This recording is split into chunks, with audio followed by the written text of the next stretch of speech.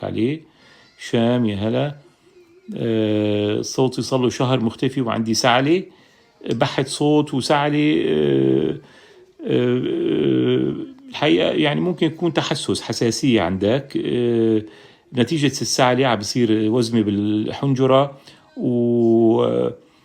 وعم بيختفي الصوت. هلا السبب سعلي، يا اما تحسس، ممكن عندك حساسيه اذا في بالانف بالعيون، ممكن مع الحنجره، او ممكن يكون ارتجاع مريئي. الاحتمال الكبير يكون ارتجاع مريئي عندك، سوائل وحموضه المعده عم تطلع لفوق، وخاصه لما بتستلقي بالنوم بالليل اكثر وتوصل بالعوم الحنجره وتسبب لك سعله ووزمه بالحنجره والصوت بيختفي. بس بكل الاحوال لازم تعمل فحص للحنجرة، تنظير الحنجرة، نتأكد ما يكون في مشكلة بالحنجرة نفسها.